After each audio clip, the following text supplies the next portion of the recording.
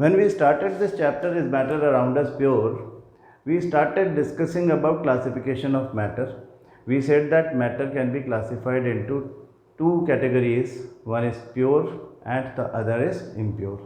The pure substances are those which are made up of only one type of particles, and these one type of particles can either be atoms or the molecules made up of different types of atoms. So if the matter is made up of only one type of atoms, then we call the substances as elements, and elements are actually the metals and non-metals and metalloids, while the other category of pure substances are compounds, which are made up of the single type of molecules, which are made up of various types of elements, various types of atoms of elements, which are chemically combined with each other, and they are combined always in a fixed proportion. So when we talk about the other part of the substances, other part of the matter, that is the impure substances, which we also call them mixtures, we say that mixtures can be made up of elements and compounds both. There can be a mixture of compounds, there can be a mixture of elements, there can be a mixture of both elements as well as compounds, and they are not chemically combined with each other. Mixtures के constituents जो होते हैं, चाहे वो compounds हो चाहे elements हो, वो आपस में केमिकली कंबाइंड नहीं होते हैं.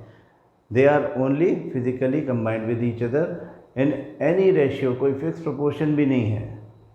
तो हम आज ये समझने की कोशिश करेंगे कि एलिमेंट्स क्या है, उनके एग्जाम्पल्स, कुछ प्रॉपर्टीज़, कंपाउंड्स क्या है, उनके एग्जाम्पल्स, कुछ प्रॉपर्टीज़, और how the compounds and mixtures are different from each other, how elements and compounds are different from each other. ये बेसिक आइडिया हमको लग जाएगा तो हमें ये भी बात पता चल जाएगी. हम अपनी बात एक्चुअली यहीं से शुरू करेंगे कि what are the differences between physical and a chemical reaction. ठीक है, तो अगर हम ये समझें कि फिजिकल और केमिकल रिएक्शन में क्या फ़र्क है, तो इस बात को ऐसे समझो कि a physical change is a change during which no new substance is formed. जैसे हमने क्या करा कि दो सब्सटेंसेस को आपस में मिला करके मिक्सचर बना दिया. हाँ, हम बात कर रहे हैं फिजिकल चेंज की. तो फिजिकल चेंज के दौरान आप कोई से भी दो सब्सटेंसेस को आपस में मिला सकते हो, चाहे वो दो एलिमेंट्स हो, चाहे वो एक एलिमेंट हो एक कंपाउंड हो, चाहे वो दो कंपाउंड्स हो, ये दो से ज़्यादा भी हो सकते हैं. कितने भी सब्सटेंसेस आपस में किसी भी प्रोपोर्शन में मिक्स हो जाते हैं तो हम कहते हैं कि मिक्सचर बन गया.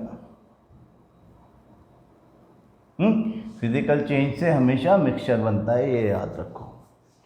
और फिजिकल चेंज के दौरान there is a very small change of energy, negligible change of energy is there. No new substance is formed.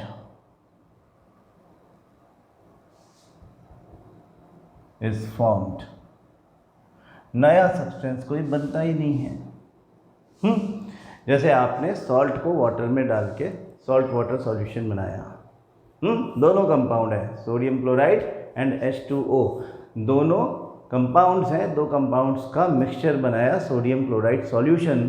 अब ये सोडियम क्लोराइड सॉल्यूशन जो है उसमें कोई नया सब्सटेंस नहीं बना. जो सोडियम क्लोराइड था वो अब भी सोडियम क्लोराइड है, जो H2O था, वाटर था, वो अब भी H2O है. तो during a physical change their will not be the formation of any new substance. नया सब्सटेंस कभी बन ही नहीं सकता. और क्या बनता है? मिक्सचर बनता है. मिक्सचर के जो कंस्टिट्यूएंट्स होते हैं वो एक दूसरे के साथ में केमिकली कंबाइंड ही नहीं होते, फिक्स प्रोपोर्शन में कंबाइंड नहीं होते. They are free to show their individualistic properties. तो फिजिकल चेंज जो है उसमें नया सब्सटेंस नहीं बनता, ये बात हमको प्राइमरीली समझ में आ गई। During this reaction very small change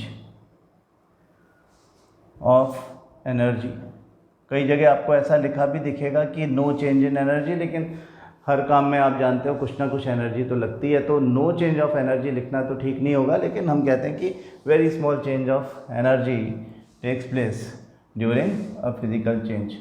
नया सब्सटेंस नहीं बनता है और बहुत छोटा सा चेंज ऑफ एनर्जी होता है as a result of a physical change. हमेशा मिक्सचर्स बनते हैं, यानी as a result of a physical change कभी भी कंपाउंड नहीं बन सकता।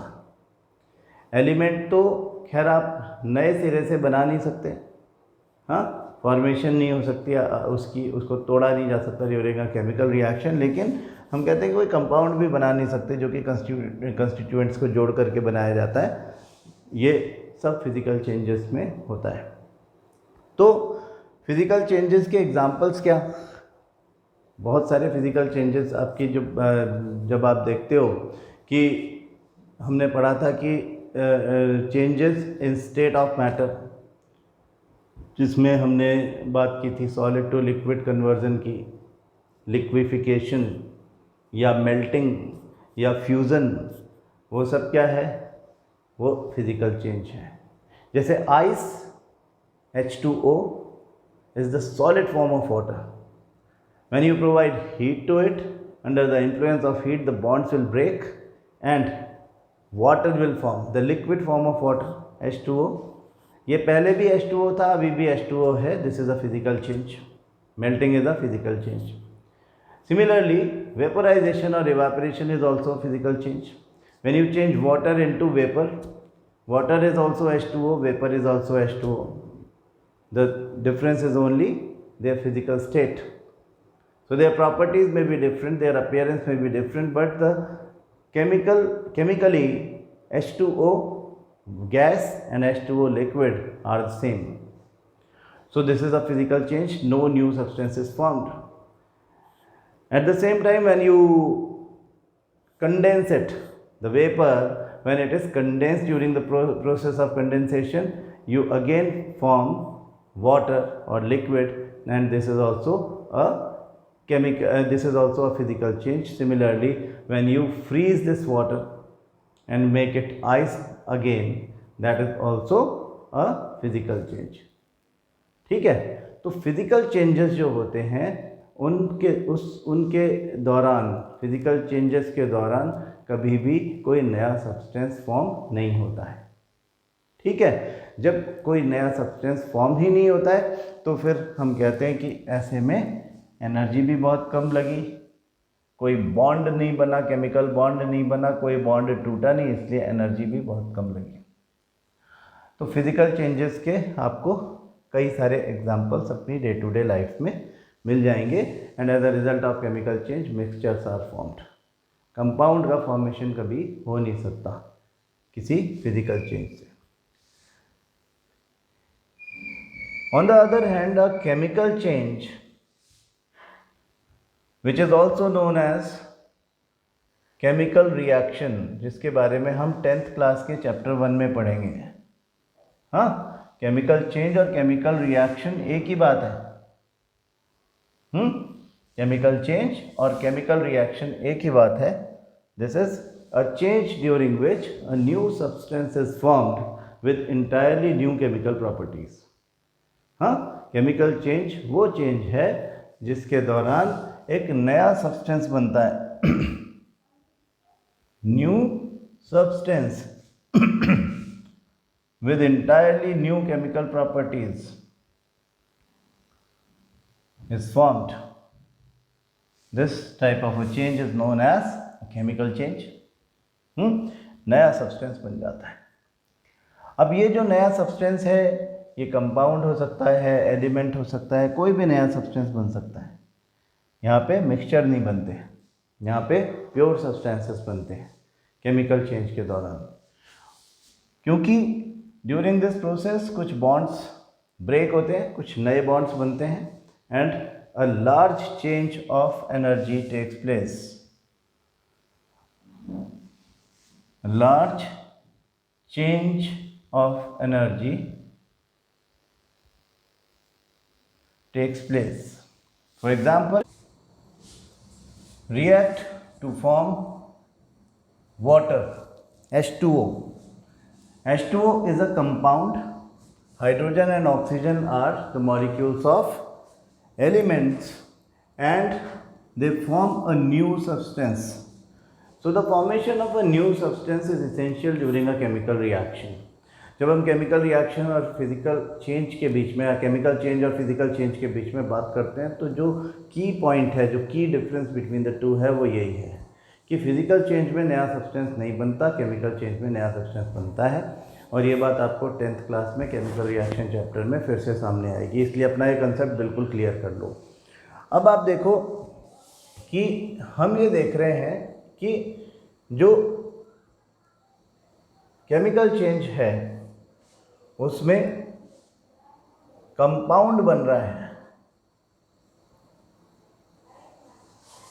या एलिमेंट बन रहा है, यानी जो new substances with new properties बन रहे हैं वो प्योर सब्सटेंसेस हैं। मिक्सचर कभी नहीं बनता किसी केमिकल रिएक्शन से। तो फिजिकल चेंज और केमिकल चेंज में जो डिफरेंस है उसी के according we can focus upon the differences between compounds and mixtures. उनके बारे में भी हम बात करेंगे, लेकिन पहले हम ये बात कर लें कि जो प्योर सब्सटेंसेस हैं, कंपाउंड्स एंड एलिमेंट्स, उनकी प्रॉपर्टीज़ क्या हैं। हाँ, कैसे हम एलिमेंट्स को या कंपाउंड्स को डिफाइन करते हैं उनके बारे में समझते हैं। एलिमेंट्स या एलिमेंट वर्ड यूज सबसे पहले किया था रॉबर्ट बॉयल ने, हाँ, in the year 1661। Element word का सबसे पहला यूज इन्होंने किया था, लेकिन एलिमेंट्स के बारे में एक परफेक्ट जो एक्सप्लेनेशन था, जो डेफिनेशन था, एक्सपेरिमेंटल डेफिनेशन, वो लेवोजिए ने बताया। लेवोजिए, जिनको हम फादर ऑफ केमिस्ट्री भी बोलते हैं, उन्होंने क्या बोला कि जो एलिमेंट्स हैं they are the substances which can not be broken down into simpler substances during a chemical change. किसी केमिकल चेंज के दौरान भी हम उनको ब्रेक डाउन नहीं कर सकते। देखो क्या है कि कंपाउंड्स और मिक्सचर्स दोनों में एक बात तो हमें कॉमन लगती है कि हम उनसे सिंपलर सब्सटेंसेस बना सकते हैं। अब कंपाउंड से सिंपलर सब्सटेंसेस बनाना है, कंपाउंड को ब्रेक डाउन करके उनसे सिंपलर सब्सटेंसेस बनाना है तो केमिकल रिएक्शन लगेगी। You can not do that by physical change, है ना। फिजिकल चेंज में आपने स्टेट चेंजेस की तो बात की ही, उसके अलावा आपके जो सेपरेशन मेथड्स हैं सारे के सारे वो भी फिजिकल चेंज है। जैसे कि आपका फिल्ट्रेशन है वो एक फिजिकल चेंज हुआ। जब आप जो भी काम कर रहे थे चेंजेस के दौरान, जैसे कि आप डिस्टिलेशन कर रहे थे उसमें आप वेपराइजेशन फॉलोड बाय कंडेंसेशन कर रहे थे, वो फिजिकल चेंजेस थे। उन चेंजेस में सेपरेशन ऑफ सब्सटेंसेस हो जा रहा था तो कंस्टिट्यूएंट्स ऑफ अ मिक्सचर अलग हो जा रहे थे, लेकिन कोई नया सब्सटेंस फॉर्म नहीं हो रहा था। अब इन फिजिकल चेंजेस से आप मिक्सचर्स को अलग कर सकते हो, लेकिन कंपाउंड के कंस्टिट्यूएंट पार्टिकल्स को अलग नहीं कर सकते। कंपाउंड के कंस्टिट्यूएंट्स जो हैं वो एलिमेंट के एटम्स हैं, डिफरेंट एलिमेंट्स के एटम्स हैं। तो अलग अलग एलिमेंट्स को रिप्रेजेंट करने वाले एटम्स जब किसी केमिकल बॉन्डिंग के थ्रू आपस में जुड़ते हैं तो उनको फिजिकल चेंजेस से अलग नहीं किया जा सकता। उनको अगर सेपरेट करना है तो फिर आपको एक केमिकल रिएक्शन करना पड़ेगी, ठीक है। तो जब आप केमिकल रिएक्शन करोगे तो उस केमिकल रिएक्शन से एक कंपाउंड तो सिंपलर सब्सटेंसेस में यानी एलिमेंट्स में डिवाइड हो जाएगा। जैसे when water is electrolysed, water का हाइड्रोलिसिस करते हैं, जब इलेक्ट्रोलिसिस करते हैं तो इलेक्ट्रिसिटी सप्लाई करके on 2 different electrodes we get hydrogen and oxygen gases. हाँ, हमने कंपाउंड को ब्रेक करके 2 एलिमेंट्स ले लिए हैं, मॉलिक्यूल्स ऑफ एलिमेंट्स मिल गए हमको ऑन 2 डिफरेंट इलेक्ट्रोड्स। तो ये एक केमिकल चेंज है। आप किसी फिल्ट्रेशन जैसी प्रोसेस से या वेपराइजेशन और इवापोरेशन जैसी प्रोसेस से हाइड्रोजन और ऑक्सीजन को अलग नहीं कर सकते, क्योंकि in a water molecule the atoms of hydrogen and oxygen elements are chemically combined with each other, है ना। तो एलिमेंट्स को लेवोजियर ने डिफाइन किया कि they are the substances, elements are the substances which cannot be broken down into simpler substances by chemical changes। Chemical reaction के दौरान आप उसको तोड़ करके और सिंपल सब्सटेंसेस नहीं बना सकते। यानी एक हाइड्रोजन है तो हाइड्रोजन ही रहेगा, ऑक्सीजन है तो ऑक्सीजन ही रहेगा, सोडियम है तो सोडियम ही रहेगा, गोल्ड है तो गोल्ड ही रहेगा। गोल्ड तो केमिकल रिएक्शन में वैसे भी पार्टिसिपेट नहीं करता। मतलब आप कोई भी एलिमेंट को अब उससे ज़्यादा सिंपलर सब्सटेंस में ब्रेक नहीं कर सकते with a chemical change. Physical change से तो वैसे भी नहीं होता, केमिकल चेंज से भी नहीं होता। ठीक है, तो ये जो एलिमेंट्स की डेफिनेशन आती है, उसके बाद आपको ये बात समझ लेनी चाहिए कि आपके सारे metals, non metals and metalloids are the examples of elements. They are represented by a symbol.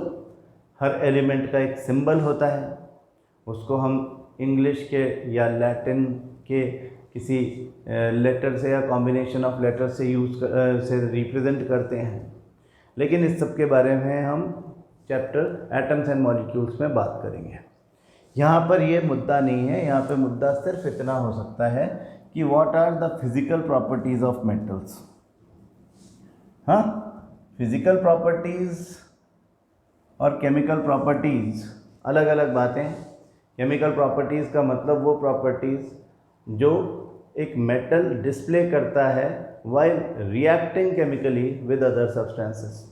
जैसे how metals react with water, how metals react with dilute acids, हाँ, how metals react with any other, कोई भी substance के साथ में उनका reaction किस तरह से होता है। वो बातें तो हो गई मेटल के केमिकल प्रॉपर्टीज़ की, उसके बारे में हमें यहाँ पे बात नहीं करनी, वो हम 10th क्लास में सीखेंगे।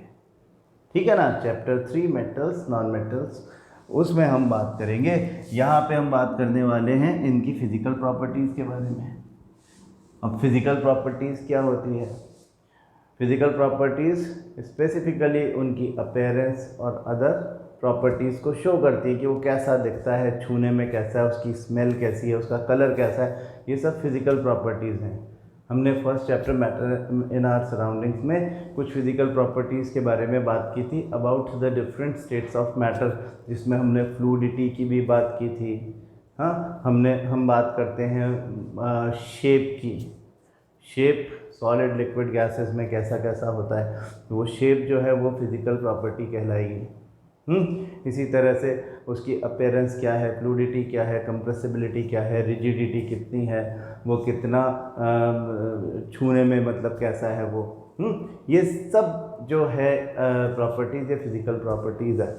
तो अगर हम मेटल्स की फ़िज़िकल प्रॉपर्टीज़ की बात करें तो आप क्योंकि छोटी क्लास में 8th क्लास में इसके बारे में पढ़ के आए हो तो आपको जल्दी से याद आ जाएगा। हाँ, मेटल्स को हम क्या बोलते हैं? Metals are malleable, ductile, sonorous। malleable मतलब if we beat them, we can by beating convert them into a sheet. They can be beaten into sheet. And ductile we can draw them into wire.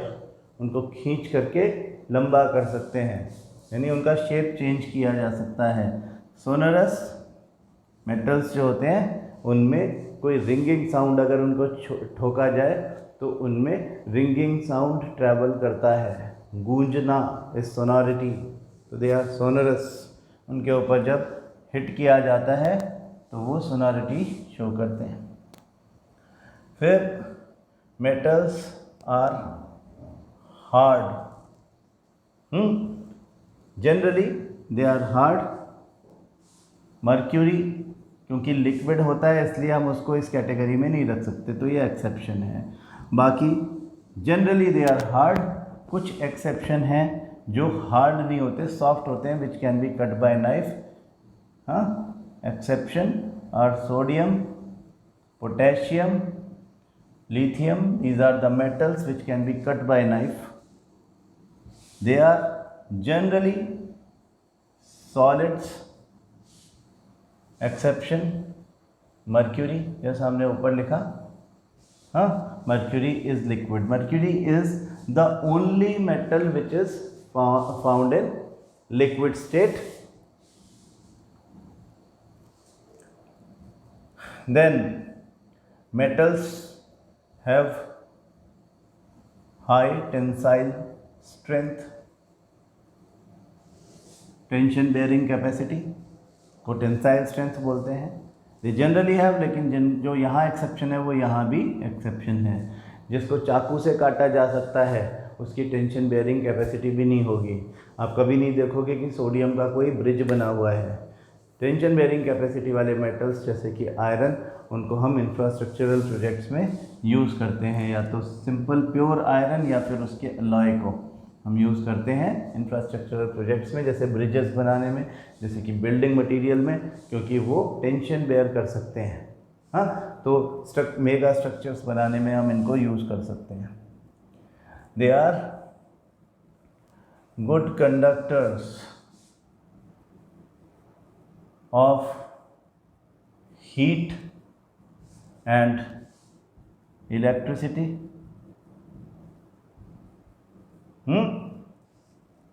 Metals are good conductors of electricity. Metals are good conductors of heat. Reason इसके बारे में थोड़ा बहुत 8th class में सीखा था. 10th class में better समझेंगे इसको, क्योंकि यहाँ पर हम इलेक्ट्रॉन कंसेप्ट समझ लेंगे एटम्स एंड मॉलिक्यूल्स चैप्टर में, तो फिर इसका रीज़न भी समझ में आ जाएगा. But they are good conductors of heat. इनके एक्सेप्शन जो है हीट, जैसे कि लेड हो गया, lead is not very good conductor, या मर्क्यूरी हो गया, they are not very good conductor of heat. Electricity के कंडक्टर हैं सभी मेटल्स. और जो मेटल्स होते हैं उनके हम कलर्स भी स्पेसिफाई कर सकते हैं, है ना. उनके मेल्टिंग पॉइंट और बॉइलिंग पॉइंट जो होता है वो भी फिजिकल प्रॉपर्टी होती है ना. तो दे आर मेल्टिंग पॉइंट या बॉइलिंग पॉइंट जो होते हैं दे आर वेरी हाई. हाँ, high melting point and boiling point generally. लेकिन यहाँ पर एक्सेप्शन है. There are 2 metals, caesium and gallium, which can be molten down at the rate of 28 degrees Celsius and 30 degrees Celsius only. यानी slightly above the room temperature. हम कहते हैं कि approximately 303 kelvin पर हम इसको मेल्ट कर देते हैं. तो सीजियम एंड गैलियम ऐसे मेटल्स हैं जो हमारी पाम हीट को अब्जॉर्ब करके मेल्ट हो जाते हैं, हाँ, लिक्विफाई हो जाते हैं. एक्सेप्शंस का आपको ध्यान रखना है. हालांकि यहाँ पे बहुत ज़्यादा क्वेश्चंस नहीं आते, लेकिन इन बातों को अच्छे से सीखोगे तो 10th क्लास में ये बातें बहुत इंपॉर्टेंस की हैं. उनके जो कलर होते हैं they are either, generally they are silver grey in colour, हाँ, but there are exception also. तो गोल्डन येलो भी होते हैं कभी कभी, हाँ. जैसे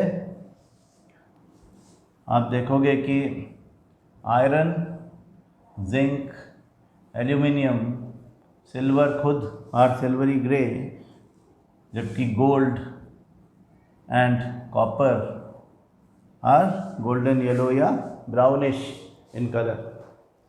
So these are the physical properties of metals. अगर आप नॉन मेटल्स की फिजिकल प्रॉपर्टीज की बात करें तो नॉन मेटल्स की फिजिकल प्रॉपर्टीज इनसे अलग होती हैं। नॉन मेटल्स मैलिएबल और डक्टाइल तो बिल्कुल नहीं है, सोनोरस भी बिल्कुल नहीं है। हाँ, दे आर जनरली सॉफ्ट, वो हार्ड होते तो नहीं है, लेकिन एक्सेप्शन है diamond. Diamond is a form of और allotrope of carbon, which is the hardest substance on earth. तो डायमंड या कार्बन नॉन मेटल है। फिर एक जो मेटल्स की एक प्रॉपर्टीज अपन प्रॉपर्टी लिखना भूल गए, लस्टर। मेटालिक लस्टर मतलब शाइन, चमक। ये नॉन लस्टर्स होते हैं, दे आर नॉट लस्टर्स। यहाँ पे लेकिन एक्सेप्शन आपको मिलेगा, आयोडीन के क्रिस्टल जो होते हैं उनमें नॉन मेटालिक लस्टर होता है। उसके अलावा हम ग्रेफाइट को भी बोल सकते हैं कि वो नॉन मेटालिक लस्टर शो करता है। Solid, they can be metals, non metals can be solids, liquids as well as gases, जिनमें से केवल एक ही लिक्विड है ब्रोमीन। सॉलिड तो आपको कार्बन भी मिल जाएगा, सल्फर भी मिल जाएगा, फास्फोरस भी मिल जाएगा, लेकिन लिक्विड एक ही मिलेगा, ब्रोमीन। बाकी हाइड्रोजन, ऑक्सीजन, नाइट्रोजन ज़्यादातर गैसेस होते हैं। एक्चुअली टोटल एलिमेंट्स हमारे पास में मोर देन 100 है, जिसमें से 92 ऐसे हैं जो कि नेचुरली अकर्ड होते हैं, और उसके अलावा बहुत सारे सिंथेटिक भी हैं। तो मोर देन 100 है, मतलब तकरीबन अभी तो 118 के करीब हमको मिल गए हैं या हमने बना लिए हैं। सिंथेटिक एलिमेंट्स भी होते हैं। और सॉलिड्स, लिक्विड्स एंड गैसेस की कैटेगरी में अगर हम नॉन मेटल्स को डिस्ट्रीब्यूट करते हैं तो ये समझ लें कि नॉन मेटल्स बहुत ज़्यादा नहीं होते, अराउंड 23-24 नॉन मेटल्स हमको मिलते हैं। तो बाकी सब मेटल्स ही हैं। तो देखा जाए तो सारे एलिमेंट्स में मर्क्यूरी और bromine are the only 2 substances, only 2 elements which are in liquid form, है ना। इतने सारे एलिमेंट्स में, मोर देन 100 एलिमेंट्स में केवल 2 ही लिक्विड फॉर्म में होते हैं, एक मेटल मर्क्यूरी, दूसरा non metal bromine. Tension bearing capacity बिल्कुल नहीं होती है इनमें, उसके बारे में कोई बात करने की ज़रूरत नहीं है। They are not good conductors of electricity, but exception is graphite. Graphite जो है कार्बन का एलोट्रॉप है, मतलब graphite is also a form of carbon, जो कि irrespective of being a non-metal is a good conductor of electricity। इस बात का भी हम ध्यान रखें। फिर melting point, boiling point are generally low. अगर वो सॉलिड है तो मेल्टिंग पॉइंट की बात करेंगे, बहुत सारे तो गैसेस ही होते हैं, उनके तो मेल्टिंग बॉइलिंग पॉइंट की बात करने का कोई मतलब नहीं है। लिक्विड ब्रोमीन ही है low melting point, but exception यहाँ पर है अगेन डायमंड। डायमंड जो है वो एक्सेप्शन है, irrespective of being a non metal, it has a very high melting point. क्यों होता है इसके बारे में 10th क्लास में बात करेंगे जब हम डायमंड के स्ट्रक्चर की बात करेंगे। Colour, they are multi coloured. ऐसा नहीं होता कि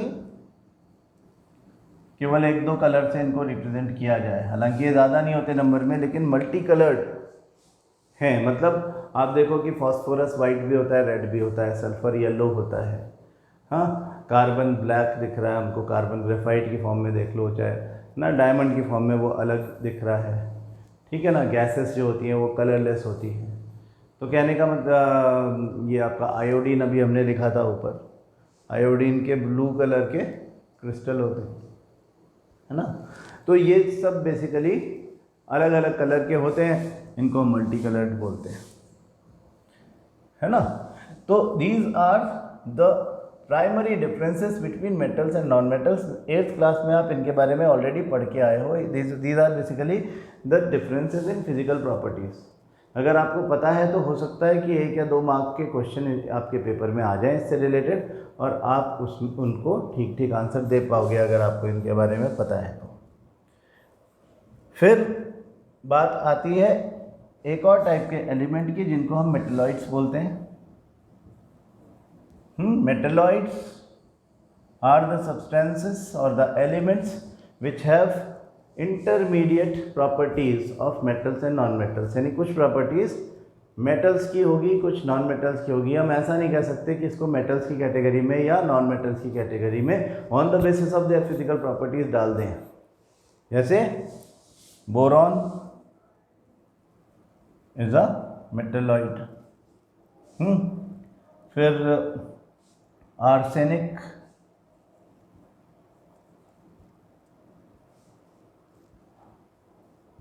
सिलिकॉन तो आपने सुना ही होगा, बड़ा पॉपुलर है, एंटीमनी, हाँ, ये सब क्या है? ये सब है metalloids which have the intermediate properties of metals as well as non metals. इनको सेमी कंडक्टर्स के नाम से भी जाना जाता है। ये तो बात हो गई एलिमेंट्स की। अब हम बात करें अगर कंपाउंड्स की, तो compounds can be defined as the pure substances और the substances which are made up of the atoms of 2 or more elements chemically combined with each other in a fixed proportion, fixed ratio by their masses. Compounds are the substances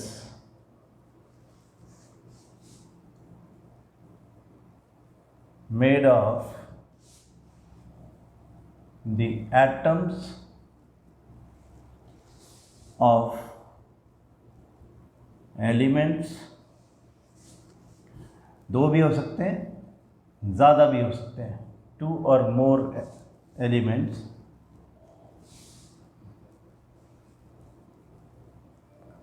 chemically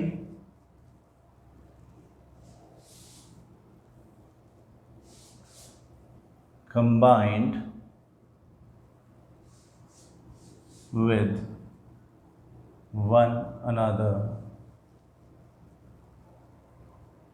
in a fixed proportion.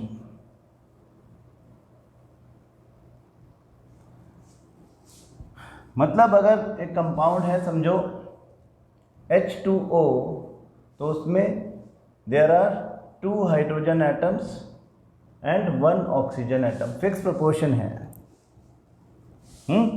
Hydrogen और oxygen का अगर mixture बनाया जाए तो ऐसा नहीं है कि there is no fix proportion. Hydrogen और ऑक्सीजन कंबाइंड होते हैं जब केमिकली, तो वो एक फिक्स प्रोपोर्शन में कंबाइंड होते हैं जिससे कंपाउंड बनता है। या फिर जैसे H2SO4 is an acid, sulphuric acid, इसमें 2 हाइड्रोजन है, 1 सल्फर है और 4 ऑक्सीजन है। फिक्स प्रोपोर्शन में एक एलिमेंट ये, एक एलिमेंट है, एक एलिमेंट ये, सारे नॉन मेटल्स आपस में कंबाइन हुए और सल्फ्यूरिक एसिड बन गया। सोडियम क्लोराइड में सोडियम और क्लोरीन का एक एटम आपस में कंबाइन होता दिखता है। तो इसका मतलब जब एक कंपाउंड बनता है तो atoms of different elements combine together during a process called chemical reaction, किसी केमिकल रिएक्शन के दौरान वो आपस में कंबाइन होते हैं, एक दूसरे के साथ केमिकल बॉन्डिंग करते हैं, केमिकल बॉन्ड बनाते हैं, और जब केमिकल बॉन्ड बन जाता है तो फिर वो फिक्स रेशियो में एक कंपाउंड के मॉलिक्यूल की फॉर्म में स्टेबल हो जाते हैं। तो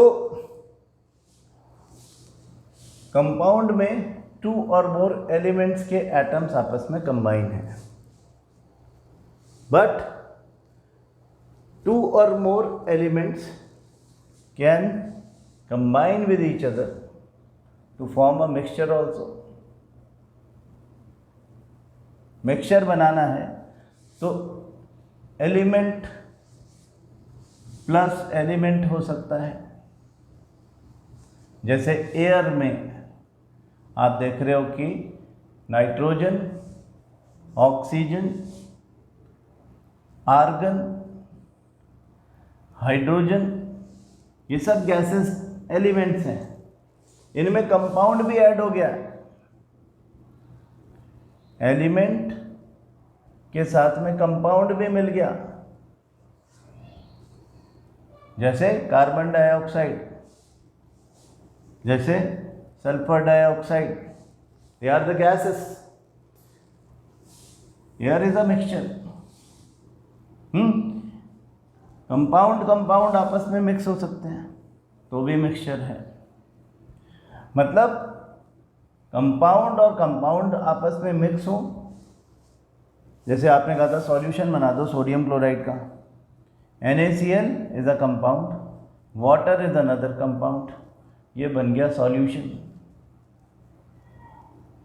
क्या है? मिक्सचर है। तो मिक्सचर में भी एलिमेंट कंपाउंड आपस में मिल रहे हैं तो किसी को डाउट हो सकता है कि कोई गिवन सब्सटेंस जो है वो मिक्सचर है कि कंपाउंड है। बेसिकली सब्सटेंस हम केवल प्योर सब्सटेंसेस यानी प्योर टाइप ऑफ मैटर के लिए यूज़ करते हैं। तो एलिमेंट और कंपाउंड को हम सब्सटेंसेस बोलते हैं। डिफरेंट सब्सटेंसेस के आपस में कंबाइन होने से मिक्सचर बनते हैं। तो what can we compare between the mixture and compound? अगर हम देखें कि मिक्सचर और कंपाउंड के बीच में क्या डिफरेंस है तो आपको एक बात समझ में आएगी कि जो मिक्सचर्स हैं they lack chemical combination.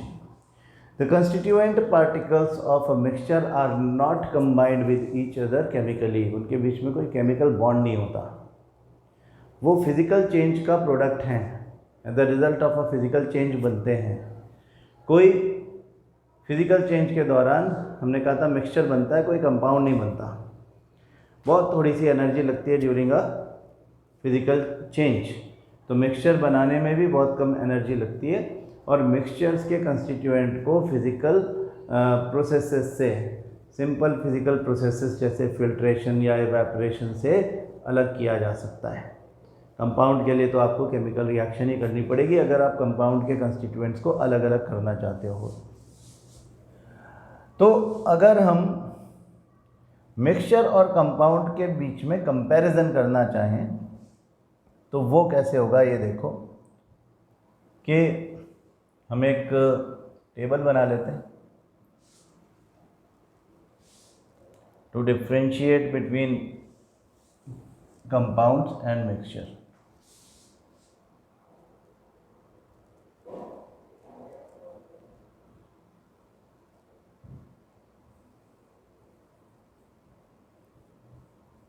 Compounds and mixture. तो बेसिक फ़र्क आपको पता होना चाहिए कि कंपाउंड जो हैं उनके जो कंस्टिट्यूएंट पार्टिकल्स हैं, कंस्टिट्यूएंट्स बोल सकते हैं हम इनको, कंस्टिट्यूएंट्स आर कंबाइंड केमिकली, है ना। कंस्टिट्यूएंट्स आर कंबाइंड केमिकली, जबकि मिक्सचर में constituents are not combined chemically. यहाँ कोई केमिकल कॉम्बिनेशन है ही नहीं।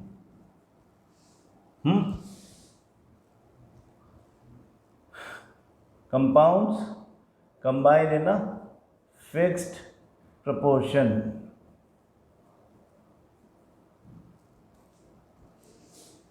There is no fixed proportion. कोई फिक्स प्रपोर्शन है ही नहीं। क्योंकि कोई फिक्स प्रपोर्शन नहीं है, इसलिए क्योंकि compound are found by fix proportion of the substances, तो उनको they can be represent by a fixed formula. Compounds का हमेशा एक फिक्स्ड फार्मूला होता है।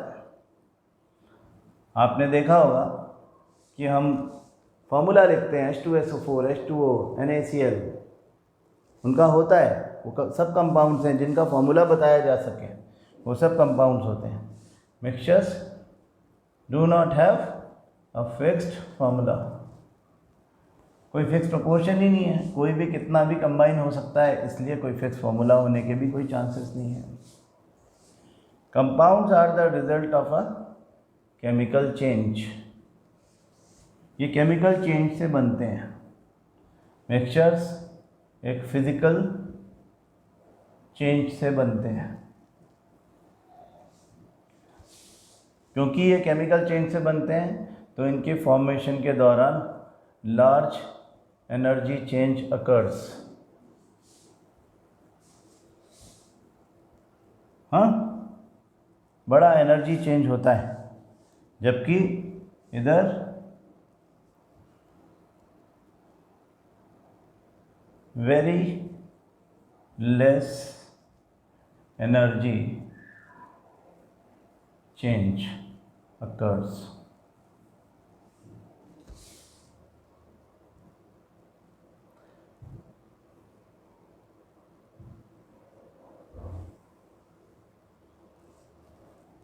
फिर जो कंपाउंड होते हैं,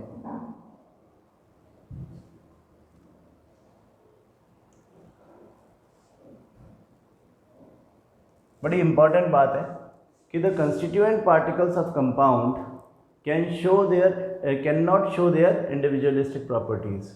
जब वो एक कंपाउंड का पार्ट बन जाते हैं तो फिर उन एलिमेंट के एटम्स अपने अपने इंडिविजुअल प्रॉपर्टीज़ को लूज़ करते हैं। तो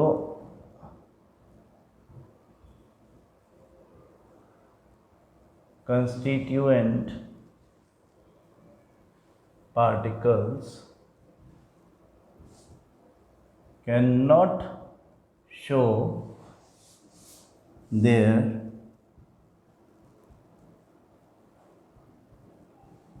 individual properties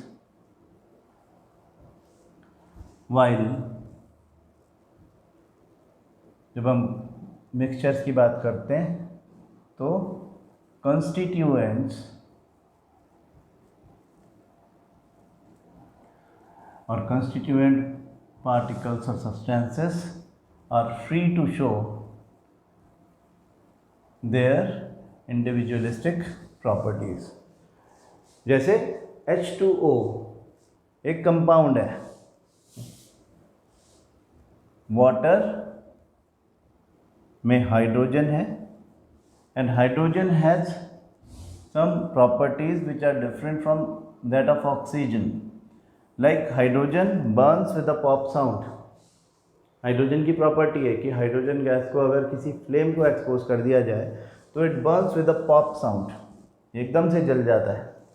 ऑक्सीजन खुद जलता तो नहीं है लेकिन जलने में हेल्प करता है, कंबशन में हेल्प करता है, सपोर्टर ऑफ कंबशन है।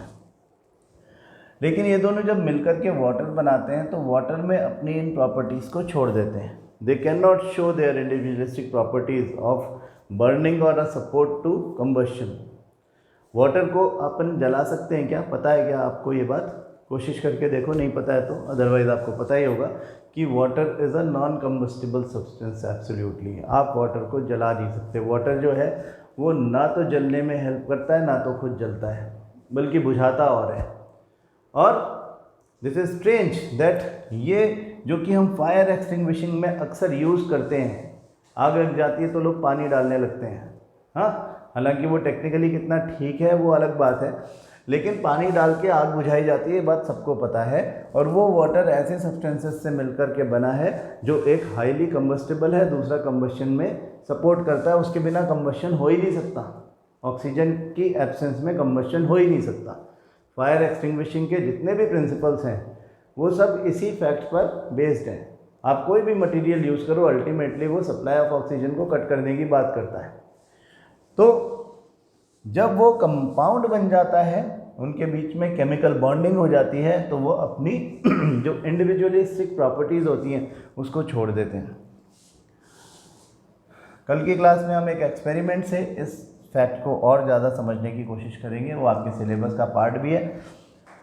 दूसरी चीज़ जो है कि हम कह रहे हैं constituent particles can show their individualistic property. आपने अगर शुगर को वाटर में डाला है तो sugar has not lost its property of a sweet taste. Having a sweet taste is a property of sugar. वो वाटर के बाहर भी, सॉल्यूशन बनने से पहले भी था और वो बाद में भी डिस्प्ले कर पा रहा है। हाँ, तो वाटर और शुगर की प्रॉपर्टीज़ इन अ मिक्सचर भी वही है, क्योंकि वाटर वाटर है, शुगर शुगर है। वो फिज़िकली एसोसिएटेड हो सकते हैं, लेकिन वो अलग अलग अपनी प्रॉपर्टीज़ अब भी शो कर पा रहे हैं, है ना। तो मिक्सचर के कंस्टिट्यूएंट पार्टिकल्स अपनी इंडिविजुअलिस्टिक प्रॉपर्टीज़ शो कर सकते हैं, जबकि कंपाउंड के कंस्टिट्यूएंट पार्टिकल्स ऐसा नहीं कर सकते। ठीक है ना। तो कितने सारे डिफरेंसेस हमको इनके बीच में मिल गए हैं। ये आपका 3 मार्क का क्वेश्चन हो सकता है। Write down any 3 differences between compound and mixture, giving some examples also. Compounds में आप एसिड्स, बेसिस, सॉल्ट्स कुछ भी लिख सकते हो, और मिक्सचर आपने पूरे chapter is matter around us pure में पढ़े हैं, है ना। तो आज की क्लास हम यहीं ख़त्म करते हैं।